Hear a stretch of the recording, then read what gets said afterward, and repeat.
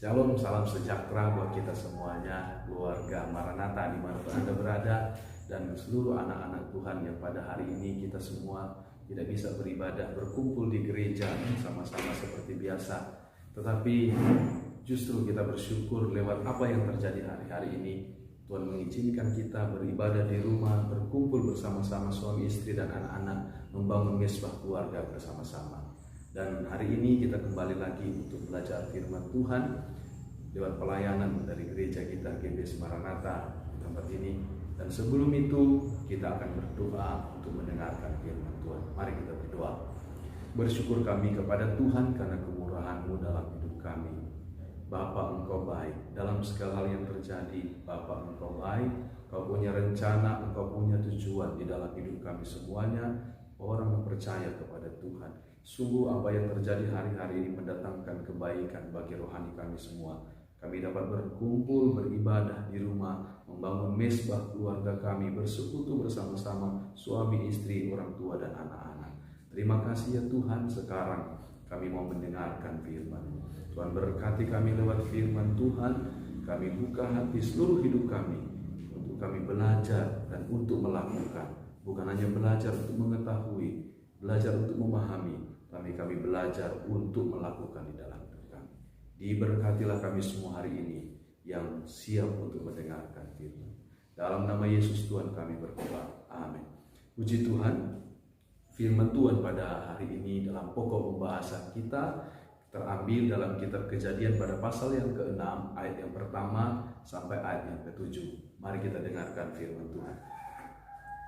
Ketika manusia itu mulai bertambah banyak jumlahnya di muka bumi, dan bagi mereka lahir anak-anak perempuan, maka anak-anak Allah melihat bahwa anak-anak perempuan manusia itu cantik-cantik. Lalu mereka mengambil istri dari siapa saja yang disukai mereka. Berfirmanlah Tuhan, Rohku tidak akan selama-lamanya tinggal di dalam manusia, karena manusia itu adalah daging, tetapi umurnya akan 120 tahun saja. Pada waktu itu orang-orang raksasa ada di bumi, dan juga pada waktu sesudahnya, ketika anak-anak Allah menghampiri anak-anak perempuan manusia, dan perempuan-perempuan itu melahirkan anak-anak bagi mereka. Inilah orang-orang yang gagah perkasa di zaman purbakala, orang-orang yang kenamaan.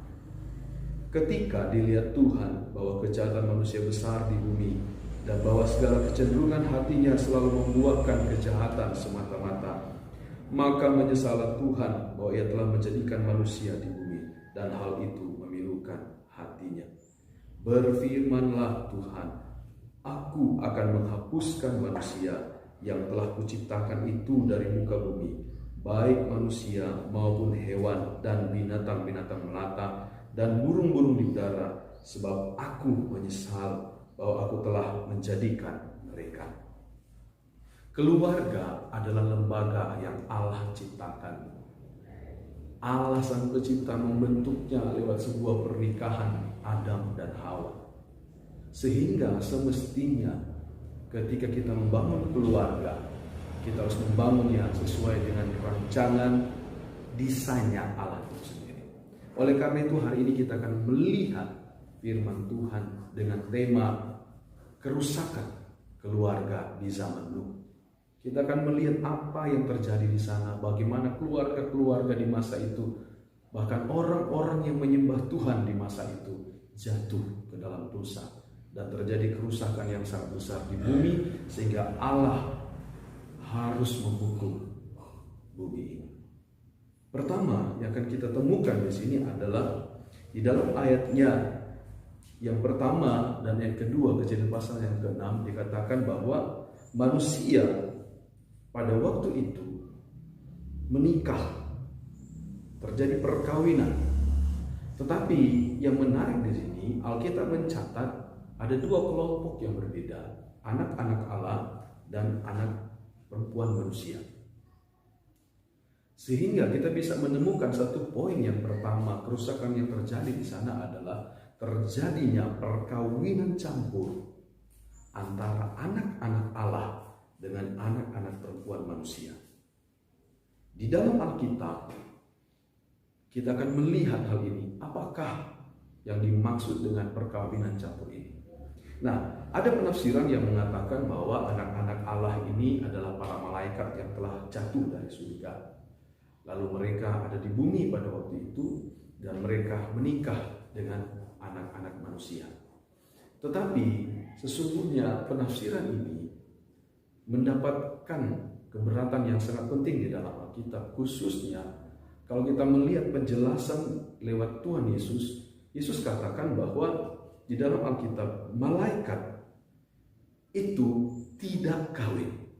Matius 22 ayat 30 jelas katakan lewat perkataan Tuhan Yesus bahwa malaikat itu tidak kawin.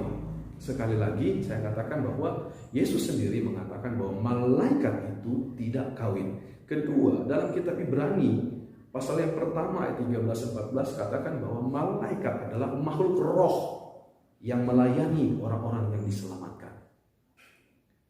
Makhluk roh. Dari dua hal ini jelas bahwa kita bisa katakan bahwa malaikat sesungguhnya tidak kawin, sehingga penafsiran orang yang mengatakan bahwa kalau anak-anak Allah adalah malaikat sesungguhnya gugur dengan jawaban Alkitab itu sendiri. Kita tidak berteori yang panjang kita menjawab ini, tetapi satu hal yang pasti Alkitab bisa menjawab kebenaran itu sendiri. Ketika dia menulis sesuatu, Alkitab bisa menjawabnya dengan apa yang ada di dalam Alkitab itu sendiri. Sehingga anak-anak Allah itu bukanlah malaikat. Kalau demikian, apa yang dimaksud di dalam Alkitab tentang anak-anak Allah? Kita lihat penjelasannya. Orang-orang yang menyembah Allah atau umat Allah di dalam Alkitab seringkali disebutkan sebagai anak-anak Allah atau anak-anak Tuhan. Contohnya dalam Ulangan pasal 14 ayat pertama, Tuhan katakan bahwa umat Allah itu adalah anak-anaknya. Yesaya pasal yang pertama ayat 2 yang ketiga juga Tuhan katakan bahwa anak-anaknya itu adalah umatnya. Demikian juga dalam kitab Hosea pasal pertama ayat 10, mereka disebutkan umat Allah sebagai anak-anak Allah yang hidup. Dalam perjanjian baru, Injil Yohanes pasal pertama ayat 12 katakan mereka yang percaya itu dijadikan sebagai anak-anak Allah. Kitab Roma pun menjelaskan bahwa semua orang yang memiliki roh Allah adalah anak-anak Allah. Terlebih mereka yang dipimpin oleh roh Allah adalah anak-anak Allah. Sehingga kalau kita membuat sebuah kesimpulan, tentunya kita mengambil kebenaran yang di dalam Alkitab itu sendiri. Dapat kita katakan di sini bahwa anak-anak Allah sesungguhnya adalah orang-orang pada masa itu yang menyembah kepada Allah atau yang menyembah kepada Tuhan. Siapakah mereka? Nah, pada awalnya kalau kita melihat di Kejadian pasal yang keempat, manusia dari keturunan Adam dan Hawa, mereka berada dalam satu garis yang sama.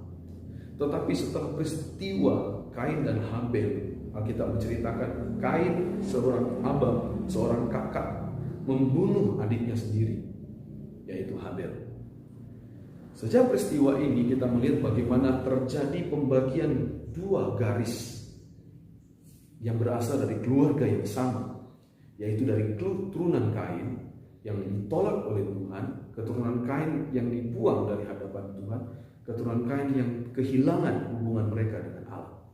Lalu keturunan yang berikutnya dari Set, Enos dan seterusnya, Alkitab menyebutkan bahwa mereka adalah keturunan orang-orang yang memanggil nama Tuhan, keturunan orang-orang yang menyembah kepada Tuhan. Jika kita melihat Kejadian pasal 4 pasal yang kelima, itu merupakan sebuah daftar yang jelas. Yang satu di pasal 4 dari garis keturunan Kain, lalu yang di pasal 4 bagian akhir sampai pasal yang kelima adalah garis keturunan yang berasal daripada Set, orang-orang yang menyembah kepada Tuhan. Oleh karena itu, kita bisa katakan begini, yang disebut sebagai anak-anak Allah di dalam Alkitab adalah mereka yang menyembah kepada Tuhan, mereka yang memiliki roh Allah di dalam hidupnya. Yang kedua, yang disebut sebagai anak-anak manusia, yaitu garis keturunan yang berasal daripada Kain, keturunan orang-orang yang telah ditolak oleh Tuhan, tidak menyembah Tuhan, yang melupakan Tuhan, yang meninggalkan Tuhan, orang-orang yang mengejar prestasi, orang-orang yang mengejar nama, pengakuan lewat apa yang mereka kerjakan dan lakukan. Tetapi ironis yang terjadi adalah mereka yang sudah berpisah, bersatu kembali di Kejadian pasal yang ke-6 ini lewat perkawinan campur. Alkitab sangat jelas melarang tentang perkawinan campur ini. Mari kita lihat ayatnya di dalam Alkitab. Kitab Ulangan pada pasal yang ke-7 ayat yang ke-3. Janganlah juga engkau kawin mengawin dengan mereka. Anakmu perempuan janganlah kau berikan kepada anak laki-laki mereka. Ataupun anak perempuan mereka jangan kau ambil bagi anakmu laki-laki. Dalam kitab Nehemia pasal 10 ayat 30, ada suatu peristiwa yang terjadi di sana, di mana para imam-imam orang Lewi-Lewi di zaman Ezra, mereka menikah dengan penduduk-penduduk negeri Kanaan. Sehingga mereka mengadakan pembaharuan bersama-sama dengan Imam Ezra dan Nabi Nehemia. Di situ mereka bersumpah bersama-sama bahwa mereka tidak akan lagi melakukan perkawinan campur. Mereka katakan begini, pula kami tidak akan memberi anak-anak perempuan kami kepada penduduk negeri, ataupun mengambil anak-anak perempuan mereka bagi anak-anak lelaki kami. Sesungguhnya larangan pernikahan campur tidak bisa kita batasi dimaknai hanya sekedar menikah beda agama. Saya Kristen menikah dengan non-Kristen. Tidak seperti itu harus kita pahami. Tetapi Perjanjian Baru memberikan konsep yang jelas kepada kita bahwa Allah melarang pernikahan campur antara orang beriman dengan orang yang tidak beriman, antara orang percaya kepada Tuhan dengan orang yang tidak percaya kepada Tuhan, antara orang yang sungguh-sungguh dan orang yang tidak sungguh-sungguh. Sehingga bisa kita maknai bahwa larangan ini bukan bicara Kristen dengan non-Kristen, tetapi bagi kita umat Allah yang percaya kepada Tuhan, yang sungguh-sungguh beribadah, ketika akan menikahkan anaknya atau Anda yang akan menikah, Anda harus memilih pasangan yang seimbang, yang takut akan Tuhan. Kalaupun dia bukan dari non-Kristen, tetapi ketika dia bertobat dan percaya kepada Tuhan, lalu dia sungguh-sungguh punya iman kepada Tuhan, di dalam Alkitab itu tidak dilarang. Kenapa? Karena dia akan ikut percaya kepada Tuhan. Kita lihat firman Tuhan, 2 Korintus pasal 6 ayat 14 katakan demikian, janganlah kamu merupakan pasangan yang tidak seimbang dengan orang-orang yang tak percaya. Sebab persamaan apakah terdapat antara kebenaran dan kedurhakaan? Atau bagaimanakah terang dapat bersatu dengan gelap? Sehingga jelas, orang yang hidup dalam kebenaran harus menikah dengan orang yang hidup di dalam kebenaran. Bukan bicara soal beda agama. Orang yang beriman sungguh-sungguh harus menikah dengan orang yang beriman sungguh-sungguh. Bukan hanya sekedar percaya, tapi perbuatannya tidak percaya kepada Tuhan. Orang yang hidup di dalam kebenaran harus menikah dengan orang yang hidup di dalam kebenaran. Katakan amin. Nah, oleh karena itu Bapak Ibu dikasih Tuhan, kita harus paham betul, membangun keluarga atau melakukan hidup kudus kepada Tuhan lewat pernikahan, kita harus memilih orang atau pasangan yang betul-betul cinta kepada Tuhan. Amin. Nah, kita lihat apa yang terjadi ketika hukum pernikahan ini dilanggar. Terjadi perkawinan campur. Alkitab katakan begini, di ayatnya yang ketiga, berfirmanlah Tuhan, Rohku tidak akan selama-lamanya tinggal di dalam manusia, karena manusia itu adalah daging, tetapi umurnya akan 120 tahun saja. Akibat yang pertama adalah Roh Allah meninggalkan manusia. Manusia yang percaya kepada Tuhan atau umat Allah, di dalam hidupnya ada Roh Allah. Tetapi Roh Allah ini bergumul, berjuang di dalam diri manusia untuk menginsafkan orang benar ini akan dosa, menginsafkan dia bahwa pilihan hidupnya salah, menginsafkan dia bahwa jalan hidupnya salah. Tetapi manusia lebih menuruti keinginan dagingnya. Sehingga ketika Tuhan memberi waktu 120 tahun saja bagi manusia, ternyata tetap manusia tidak bisa lagi untuk kembali. Sehingga Roh Allah undur dari manusia. Nah, Bapak Ibu dikasih Tuhan, sesungguhnya kalau Roh Allah itu undur dari kita, apa yang akan terjadi? Kita lihat berikutnya. Mereka ketika terjadi perkawinan campur, di ayat yang keempat dikatakan apa? Maka pada waktu itu muncul orang-orang keturunan yang tidak menyembah Tuhan. Orang-orang yang tidak lagi mencari Tuhan.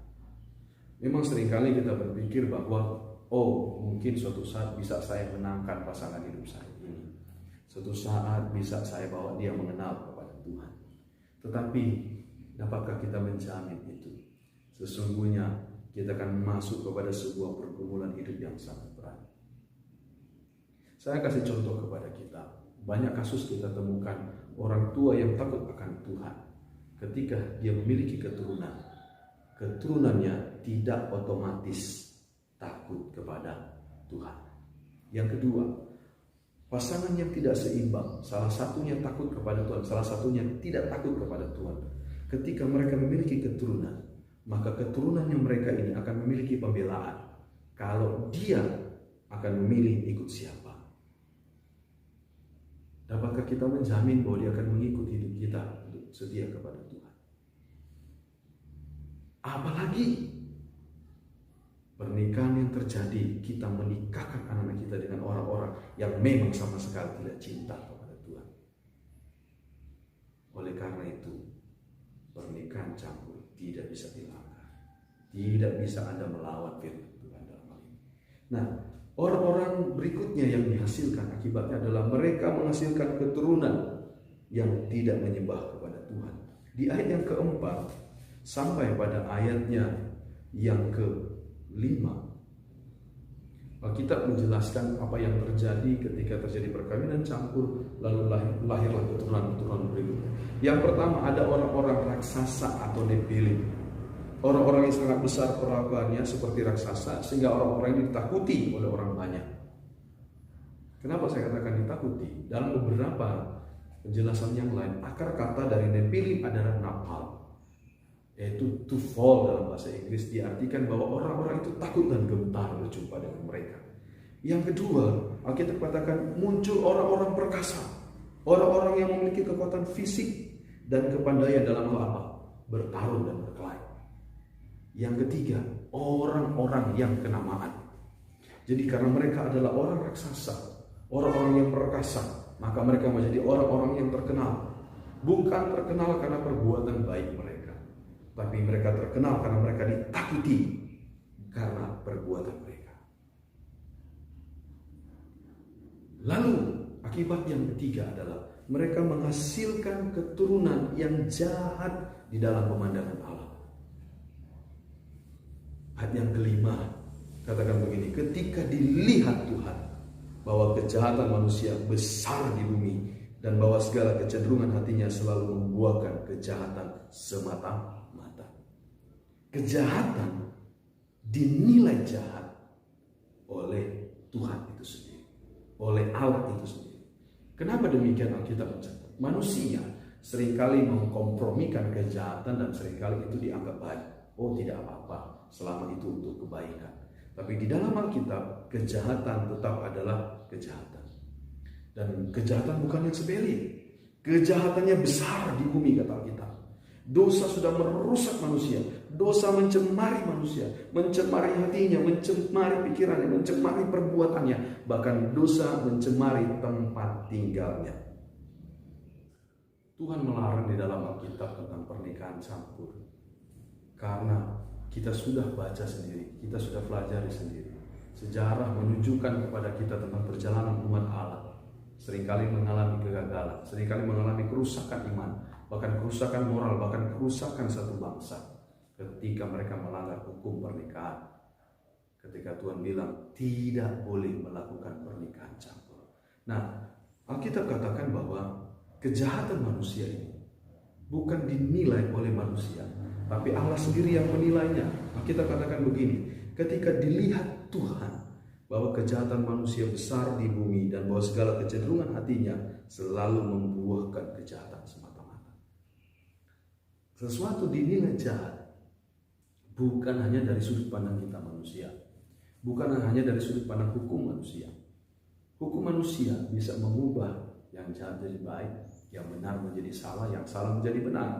Tetapi ketika Allah sendiri yang menyatakan bahwa dalam pemandangannya dia melihat itu jahat, bahwa itu sungguh-sungguh sangat jahat. Mari kita perhatikan penekanan yang kita berikan dari ayat ini. Ketika dilihat Tuhan bahwa kejahatan manusia besar di bumi, dan bahwa segala kecenderungan hatinya selalu membuahkan kejahatan semata-mata. Ada 3 hal penting di sini. Pertama, segala. Kedua, selalu. Ketiga, semata-mata. Segala bicara tentang semuanya. Semuanya. Selalu bicara setiap waktu, setiap saat. Tidak ada hentinya. Semata-mata itu bicara tujuan hidup, orientasi hidup yang dipikirkan semuanya. Sehingga bisa kita sederhanakan ayat ini berkata begini, hati manusia semuanya, segala-galanya, di setiap waktu, setiap saat, setiap menit, setiap detik di hidupnya, yang menjadi rencananya, tujuan hidupnya, keinginannya yang dia pikirkan adalah untuk melakukan kejahatan. Sehingga ketika manusia dalam kondisi seperti ini, sungguh-sungguh sangat tidak bisa dipulihkan lagi. Maka apa yang terjadi? Yang keempat dari akibat yang ditimbulkan adalah Allah berduka. Allah harus menghukum manusia. Alkitab berkata begini, apa yang terjadi membuat Allah menyesal dan menghukum manusia. Ayat yang ke-7 dalam Kejadian pasal yang ke-6 di bagian akhir dikatakan begini, sebab aku menyesal bahwa aku telah menjadikan mereka. Allah menyesal bukan karena Allah gagal. Allah menyesal bukan karena Allah salah melakukan segala sesuatunya. Tetapi penyesalan Allah perlu kita pahami bahwa Allah memberikan manusia potensi. Allah memberikan manusia kesanggupan. Allah memberikan manusia akal budi. Bahkan Allah menjadikan manusia sama seperti dirinya, mulia dalam pemandangannya. Tapi manusia lebih memilih untuk menjadi hina. Manusia lebih memilih untuk binasa. Manusia lebih memilih untuk menjadi rusak. Sehingga Allah melihat itu, menimbulkan kesedihan di hatinya, menimbulkan susah di hatinya. Sehingga Allah begitu menyesali keadaan manusia yang sesungguhnya harus menjadi baik, tetapi justru tidak menjadi baik. Dan akibatnya Allah harus menghukum manusia. Allah menghukum bukan karena dia marah, dia benci. Allah menghukum karena manusia sudah tidak bisa dipulihkan lagi. Sudah tidak bisa dipulihkan lagi. Nah, kita melihat bagian yang kedua tentang penyebab kerusakan keluarga di zaman Nuh adalah manusia pada waktu itu memilih pasangan hidup tetapi tidak mengikuti kehendak Allah. Mereka memilih pasangan hidup tetapi tidak mengikuti kehendak Allah. Kejadian pasal 6 ayat 2 katakan bahwa maka anak-anak Allah itu melihat bahwa anak-anak perempuan itu, manusia itu cantik-cantik. Mereka menikah memilih siapa saja yang mereka suka. Yang pertama dari sini adalah begini, mereka jatuh dalam dosa hal apa? Dalam hal menilai. Alkitab katakan maka anak-anak Allah itu melihat. Kejatuhan yang sama terjadi dengan Hawa. Kejadian pasal yang ketiga mencatat bahwa Hawa melihat buah itu enak dimakan. Kenapa dikatakan bahwa ada yang salah dalam hal ini? Karena sesungguhnya kenyataan itu yang kita lihat tidak seperti yang sebenarnya. Ada ungkapan katakan jangan menilai buku dari covernya saja, dari bungkusnya saja, tapi nilailah buku dari isinya.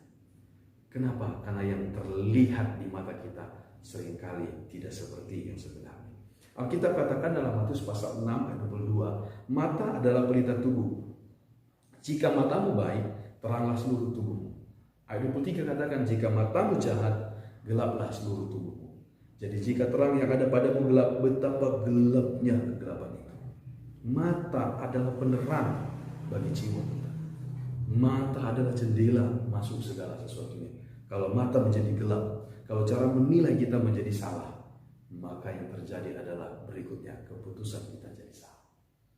Sehingga yang kedua dikatakan bahwa anak-anak manusia itu melihat dari segi fisiknya saja. Dikatakan bahwa anak-anak perempuan manusia itu cantik-cantik. fisik manusia itu tidak selamanya akan seperti itu. Sehingga Amsal katakan seperti ini. Amsal 31 ayat 30. Kemolekan adalah bohong dan kecantikan adalah sia-sia. Artinya apa? Kecantikan bukan hanya soal dari luarnya saja di dalam Alkitab. Karena kita katakan biarlah perhiasan kecantikan itu berasal dari manusia batinnya, manusia yang dari dalam, yaitu perangai kita, sifat dan karakter kita. Kalau kita hanya memilih pasangan hidup dari segi fisiknya saja dan kita mengkompromikan kelakuan, perbuatan dan sifat karakter yang jelek, maka Anda memilih pasangan hidup yang tidak sesuai dengan kehendak Allah. Lalu yang mereka lakukan yang ketiga adalah siapa saja yang mereka suka. Sungguh-sungguh manusia betul-betul mengikuti kehendaknya sendiri dan melawan kehendak Allah. Ketika mereka akan menikah, mereka akan kawin, memilih pasangan hidup, mereka hanya mengikuti apa yang aku suka, itu yang aku ambil. Apa yang aku suka, maka dia aku nikahi. Mereka tidak bertanya kepada Tuhan. Mereka tidak mengikuti rancangan Tuhan bagaimana memilih pasangan hidup. Yang betul-betul harus sungguh-sungguh orang yang menyembah. Lalu kerusakan yang ketiga yang menyebabkan keluarga pada masa itu menjadi rusak adalah apa yang dikatakan Tuhan Yesus dalam Matius pasal 24 ayat 37 sampai 39. Manusia pada masa itu hanya makan, minum, kawin dan mengawinkan. Mereka tidak tahu akan segala sesuatu setelah air bah itu datang ketika Nuh diselamatkan di dalam bahtera. Bukan soal kawinnya yang salah, bukan soal makan minumnya yang salah. Tetapi manusia pada masa itu adalah hanya memikirkan perkara-perkara jasmani saja. Mereka melupakan, mereka meninggalkan perkara-perkara kekekalan. Mereka hanya memikirkan perkara yang ada di dunia ini saja. Mereka tidak memikirkan perkara-perkara yang ada di depan mereka. Sehingga yang mereka lakukan adalah bersenang-senang di dalam dosa, hidup di dalam dosa, berpesta pora, kawin, cerai, kawin, menikah lagi. Seperti itu mereka lakukan setiap harinya. Nuh ketika hidup di masa itu menyampaikan kebenaran kepada mereka. Mereka tidak percaya, mereka mengejek, mereka menghina. Mereka katakan semua baik-baik saja. Tetapi setelah waktunya Tuhan tiba, air bah itu turun, mereka binasa. Oleh karena itu, anak-anak Tuhan yang dikasihi oleh Tuhan, keluarga Maranatha dimanapun berada dan semua orang percaya, apa yang menjadi pelajaran bagi kita lewat firman Tuhan hari ini? Yang pertama adalah pernikahan campuran itu jelas-jelas dilarang oleh Allah karena akibatnya merusak kehidupan umat Allah. Yang kedua, kita harus membangun keluarga di dalam pernikahan mengikuti standar dari kebenaran firman Allah, bukan aturan manusia. Kenapa? Karena setiap orang percaya harus memilih pasangan yang sungguh-sungguh percaya kepada Tuhan. Bukan hanya menikah dengan sesama Kristen saja, sama-sama anggota gereja atau sama-sama orang Kristen, tapi dia harus menikah dengan sesama orang beriman, sesama-sama orang yang takut akan Tuhan. Kenapa? Sama-sama Kristen tidak menjamin bahwa sama-sama beriman kepada Tuhan. Tapi kalau sama-sama beriman kepada Tuhan, itu menjamin bahwa kita sama-sama mencintai Tuhan. Yang ketiga, jadikan keturunan kita orang-orang yang menyembah Tuhan. Jadikan keturunan kita orang-orang yang mengasihi Tuhan. Lalu yang keempat, hiduplah bukan hanya untuk perkara-perkara hari ini saja. Hiduplah bukan hanya untuk perkara-perkara jasmani di dunia ini saja. Tetapi ingat perkara-perkara kepada kekekalan. Hidup kita di dunia ini bukan hanya untuk perkara jasmani saja, tapi hidup kita juga harus kita persiapkan untuk perkara-perkara kepada kekekalan. Sehingga ketika Tuhan itu datang, kita siap masuk di dalam kekekalan. Puji Tuhan, Tuhan memberkati kita semuanya dengan kebenaran firman Tuhan. Biarlah kita belajar untuk melakukan, bukan hanya belajar untuk mendengarkan. Biar firman Tuhan ini betul-betul kita renungkan, kita simpan di dalam hati, kita lakukan dalam kehidupan kita. Amin. Mari kita berdoa. Bersyukur kepada Tuhan kami sudah mendengarkan firman. Diberkatilah kami semua dengan firman Tuhan. Hiduplah kami di dalam kebenaran Tuhan. Sehingga keluarga kami Tuhan, keluarga yang menyembah Tuhan, keluarga yang mengasihi Tuhan. Kami menerima firman-Mu dan kami siap melakukannya di dalam hidup kami. Kami berdoa bangsa dan negara kami ada dalam kemurahan Tuhan. Tuhan tolong berkati pemerintah kami yang ada. Lindungilah Tuhan mereka. Beri hikmat, berikan pertolongan Tuhan untuk menyelesaikan masalah yang terjadi di negara kami hari-hari ini. Lindungilah dari Sabang sampai Merauke, Miangas dan Pulau Rote. Lindungilah Tuhan di daerah-daerah yang rawan terkontaminasi dengan COVID-19 ini Tuhan. Bahkan Hamba berdoa untuk kami yang ada di daerah sekitar Simalungun ini. Kalau daerah kami sudah dinyatakan sebagai zona merah penyebaran COVID-19, Tuhan tolong kami. Lindungi kami semuanya Tuhan. Lindungi umat-umat Allah. Lindungi hamba-hamba-Mu. Lindungi setiap orang masyarakat yang ada. Kami memberkati bangsa kami. Kami memberkati gugus tugas yang ada yang dibentuk untuk menangani masalah COVID-19 ini. Berkati para perawat-perawat dokter medis yang ada di barisan depan. Lindungi mereka, lindungi keluarga mereka ya Tuhan. Terima kasih Tuhan, pada akhirnya kami serahkan seluruh hidup kami dalam kemurahan Tuhan. Seluruh keluarga kami dalam kemurahan Tuhan. Biarlah Tuhan, roh jiwa dan tubuh kami terpelihara sempurna sampai hari Maranatha Tuhan akan pada kali yang kedua kami masuk dalam kemuliaan kekal. Terpujilah Tuhan kekal selama-lamanya. Dalam nama Yesus Tuhan kami berdoa. Amin. Tuhan memberkati untuk kita semua. Shalom.